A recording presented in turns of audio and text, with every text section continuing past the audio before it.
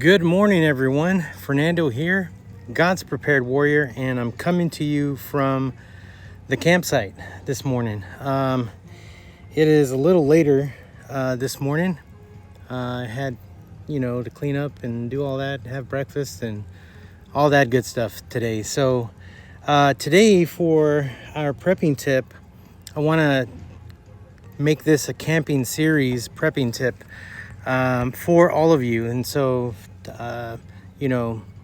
I think it's good when you go camping to always build a backup plan to your campsite.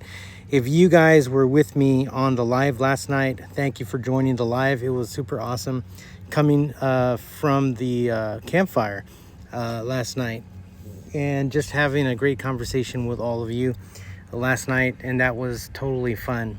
And so I talked a little bit about all of the stoves that I have, and so in this video I'm gonna kind of show them to you, but I am today going to be filming product reviews and things like that. So I just want to share, when you go out camping, your campsite isn't just where you sleep. It is actually becomes your temporary home, right? Your shelter, it is, your command center, if you want to look at it in that way. So today's tip is just really simple. It is talking about, backups for your campsite, right? So set up your campsite with at least one backup for every essential that you have, right? And so I kind of want to share that with you today so you can kind of see it, and then how of some of the things that I have here, right? So number one, I think, is fire source, because you need to stay warm, you need to cook your meals, you need to boil water, all that good stuff, right? So backup fire sources are important for all of us to carry at least two ways to start a fire, right? Maybe that's you having a ferro rod. I like this one.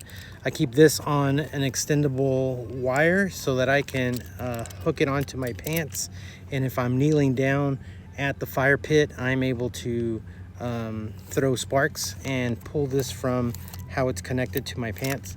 So I really like this ferro rod. I also have another ferro rod that is almost the same, yet it is paracorded and has the striker on the other end. And so this is really nice because it is my spare. It is my spare to the spare. I have a couple more, but this gives you cordage so that you could, in case you needed to start a fire, you didn't have anything with you, you could start a fire there. So that's my backup to that. I also have a magnesium stone, and what you do with this is you scrape off the magnesium here onto what you're going to start a fire on, and then on the opposite side is the striker, and so that's where all your sparks come from. So I carry that too as well. For fire, the other thing I carry are my I make these myself. These are my fire starters. This is a cotton makeup pad with Vaseline, petroleum jelly, and then duct tape. So these last, I think I did a video on these, and they last at least 9 minutes.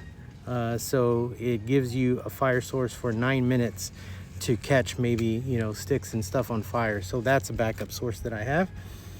And I also carry Bic lighters with me. So I have a couple of those that I carry with me for fire source. I carry a huge Bic lighter. This is just so that I could make sure that I have a backup. So this is kind of like last resort. The other thing that I have is this is a waterproof match cylinder, and I have actually wrapped some burlap cord around it in case I need some cordage to tie down something small, or use that cordage for to start a fire. So I have this, it has matches in there. I also created this out of a medicine container, and this has matches in it. It also has a ferro rod in there, and it also has the striker. It also has the Matchbox striker from the Matchbox, and then I've wrapped some paracord around here just in case I needed paracord to start a fire. So that's my fire source, how I create fires. So it's important to have at least two ways. Those are several. I'm just giving you, you know, an idea of some of the things that I do carry, right? Maybe it's fire starter cubes. Fernando, what are you talking about? This is an Esbet stove, and I like this stove because it's compact, very lightweight, and I have a couple of fuel tabs. Let me get that on the camera. Fuel tabs that I can use to boil some water. And so this is my Esbet stove, really lightweight, and comes with a little grill that goes on top. I use it to stabilize my pot on there. So that's one stove, right? Of all the stoves that I'm about to show you, that's one. And then, you know, if one fails, right, the idea is if one fails or gets wet, some of these things, water doesn't affect it. But, you know, I'm not stuck trying to create heat or eat in the cold, eat cold food, or, you know, me be shivering because I was not able to start a fire. So that's my backup to that. Now, when it goes to stoves, this was the very first stove that I bought, and this just basically goes on top of a butane can, and this is a pretty cool stove. If you've seen my my hunting videos, you saw this stove in the what did I call it? I called it anyway. I'm hunting in the stand. It's the tree stand coffee video. And so I use this to make my coffee in the tree stand, in the deer stand. So check that out. You'll be able to see this one in action on that video. But I have that one.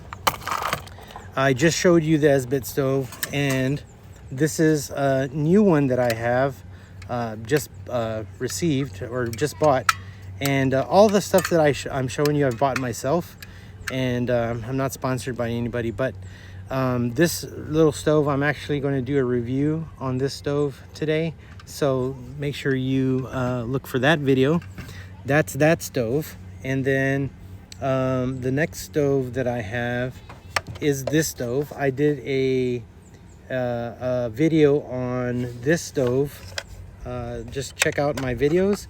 And this is pretty cool. So this side door opens, and the burner actually comes out, and your pot holders come out. They extend out like that. Your gas can goes in here. This gas can goes in there, and you close that door, and it sits on the table like that, and you get a flame to cook your food. So I haven't used this yet. I'm probably going to use it tonight when I make my fajita meal for dinner. And so I will do a product review on this also, so that you guys can check out that stove. The other stove you probably seen,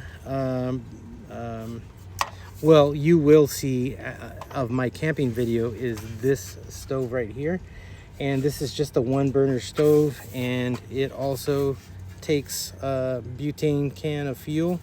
And so I love this stove. It's really compact. It's actually really light, and it falls apart if you're not paying attention. So the top plate comes off so that you can clean it well. And I really love this stove. This was a gift to me from the kids, and for Christmas. That was a wonderful gift from them.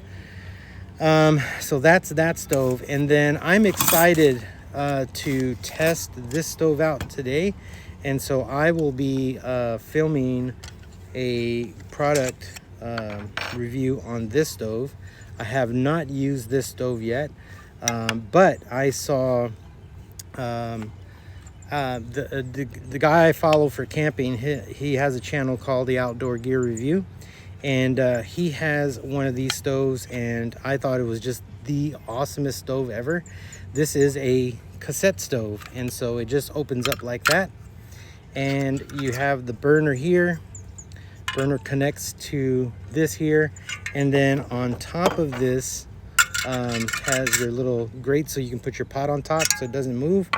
And it also, let me grab the burner, it also connects to butane can. So I'm going to be doing a full product review on this stove today, so make sure that you guys check those out. They're going to be I'm going to schedule them to post periodically during this week. So those are all my backup stoves, and I'm pretty sure I'm missing a few. So my wife would tell you, yeah, he has a lot.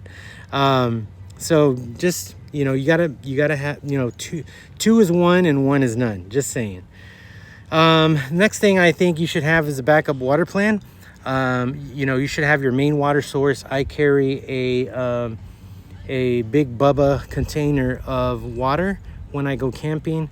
If I'm able to, I also secure a campsite that has water, just in the event that I run out. I hardly ever run out of water, but I do keep that source. I also have the source here, and if need be, I will carry another source of water. But because this camping trip I received a site with water, I didn't have to pack extra.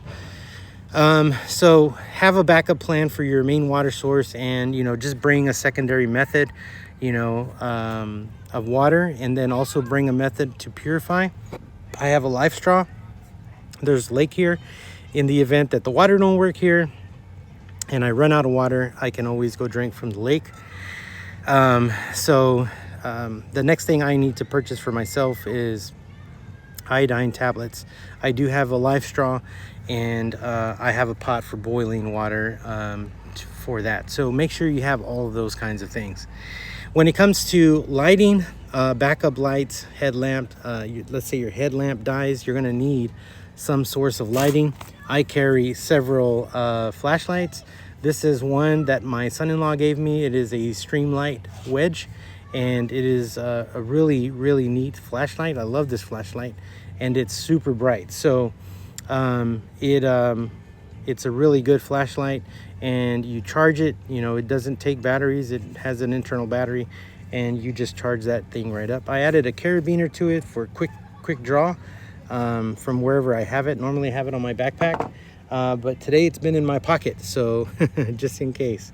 So I have that, and I have a headlamp also, and several other ways to light the campsite. I also have my Coleman lantern that's hanging on the lantern stand here.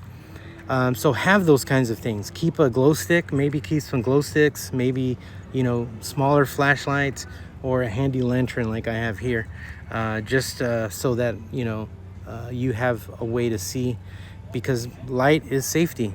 That's what I always say. Backup shelter, right? So if you guys were with me yesterday or seeing my videos, that's my tent that the kids bought me for Father's Day, and I slept in there. It was really nice. You know, I'll get to do a review on that tent here also here today.